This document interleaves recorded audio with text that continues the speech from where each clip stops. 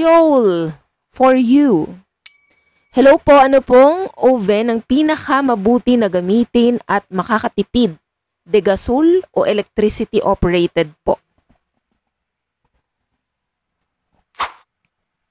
Okay, about sa oven na ating gagamitin, depende sa inyong gawa halimbawa kung mass production ang inyong gagawin or sabihin na nating maramihan na talaga.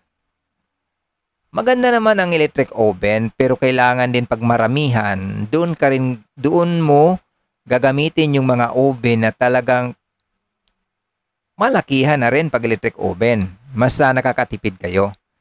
Pero pag halimbawa, maliit lang inyong oven, then marami inyong gawa, tapos electric oven, abay mahirapan din po kayo niyan kasi walang expand.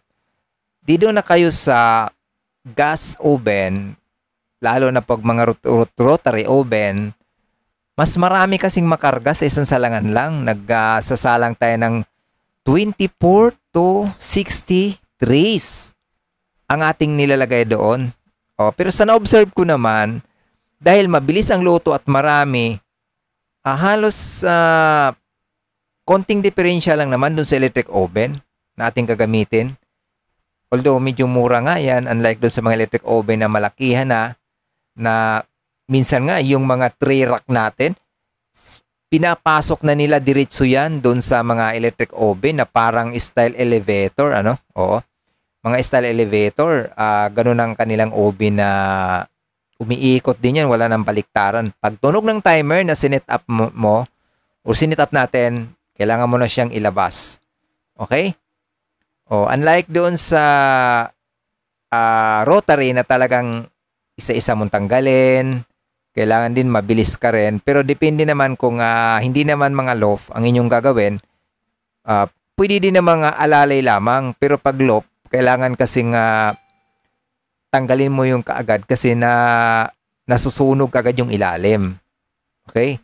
O sino nakakagamit na sa inyo, sinong obinero nakagamit sa inyo ng mga rotary oven na naglalaman ng 24, 48, 60 trays. Okay, mag-comment po kayo dyan.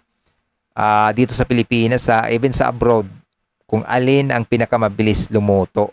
Although talagang ang electric oven talagang mabilis lumuto, pero kaakibat talaga doon ang sobrang mahal. Kung 4 trays nga lang ang laman sa electric oven ngayon na kilala, sabihin na natin yung mga oven na made from Italy, made from Europe, yung mga electric na yan talagang nagre-range na sa mga 50 plus 50K pataas.